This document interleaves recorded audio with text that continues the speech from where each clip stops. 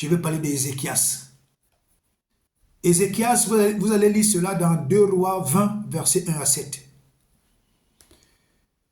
Dieu dit à son prophète Ésaïe d'aller dire à Ézéchias, Ézéchias, prépare ton testament. Ézéchias, arrange ta maison parce que Dieu a décidé que tu vas mourir. La Bible dit que Ézéchias souffrait d'un ulcère, donc d'une maladie inguérissable. Donc, certainement, c'est cette maladie-là qui devait tuer, qui devait conduire Ézéchias à la mort. Dès que Ésaïe dit cela à Ézéchias, Ésaïe sort. Ézéchias se tourne vers le mur et il commence à pleurer. Il commence à dérouler son chapelet de tout ce qu'il a fait pour Dieu. Il dit à Dieu, j'ai supprimé l'idolâtrie en Israël, j'ai abattu les poteaux sacrés, j'ai effacé la sorcellerie en Israël, j'ai rétabli le culte, j'ai ramené les sacrificateurs, les lévites dans le service de Dieu. Dieu, j'ai tellement fait de bonnes choses pour toi. Ce n'est pas normal que tu me dises que je vais mourir maintenant. Ézéchias a présenté à Dieu des éléments. Son CV devant Dieu était propre. Son CV devant Dieu était acceptable. Son CV devant Dieu a été validé par le ciel. Donc tous les éléments que Ézéchias avait présentés à Dieu pour sa défense, Dieu a validé sa requête. Dieu a validé son CV.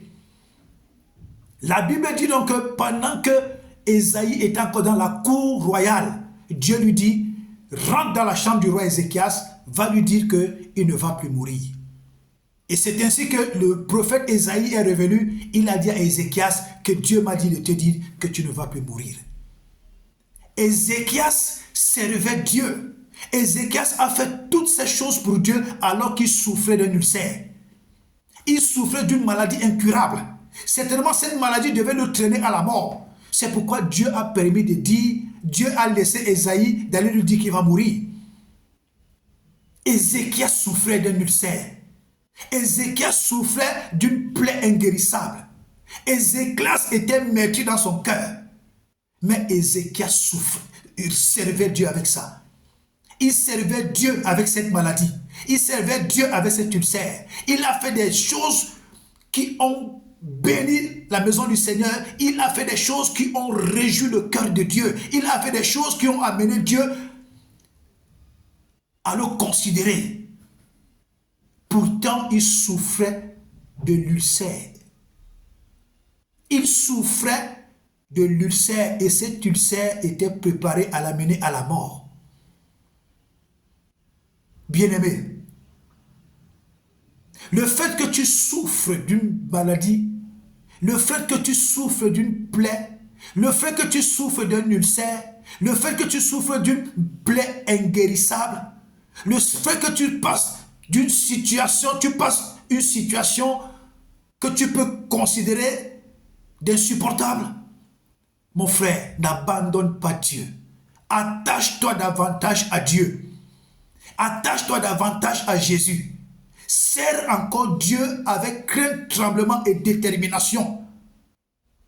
Engage-toi encore, malgré cela, engage-toi encore fermement dans l'œuvre de Dieu. Et laisse Dieu gérer le reste. Prouve à Satan que malgré le fait qu'il pense qu'il peut te cribler, toi, tu ne vas jamais abandonner Dieu. Toi, tu ne vas jamais délaisser Dieu. Toi, tu vas davantage attacher à l'œuvre de Dieu.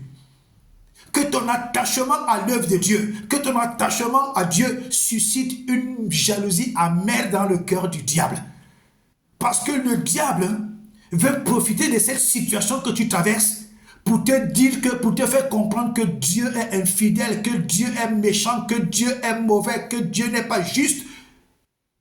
C'est ça le rôle du diable. Mais toi, prouve-lui que malgré tout ce que tu ressens, malgré les situations dont tu fais face, prouve-le que l'amour que tu as encore pour Dieu est encore plus fort. Si tu aimais Dieu à 10%, aime Dieu à 100%. Alléluia.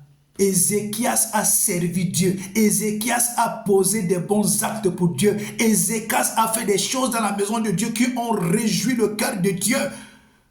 Au point où quand Esaïe est venu dire au roi Ézéchias que tu vas mourir, quand il a présenté son CV à Dieu, Dieu a dit non, je valide.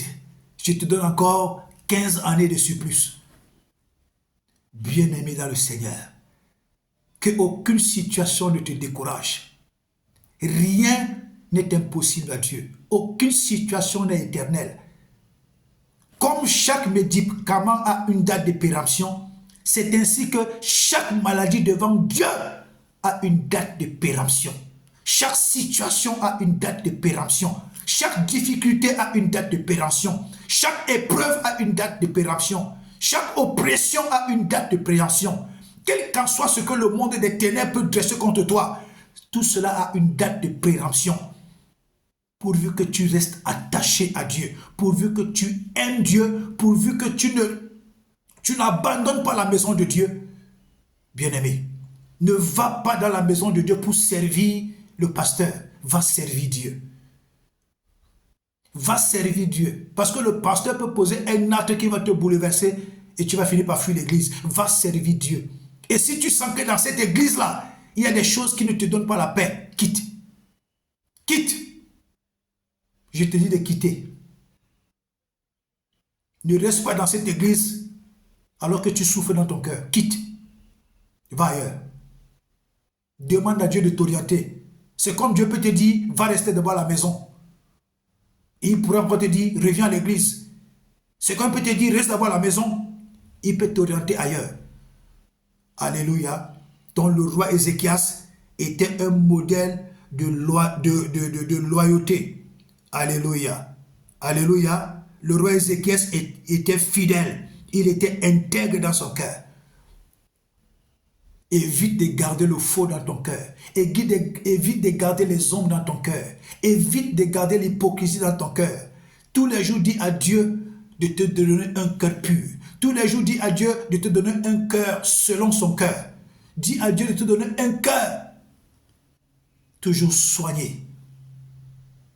Garde ton cœur plus que toute autre chose, car de lui viennent les sources de la vie. Alléluia.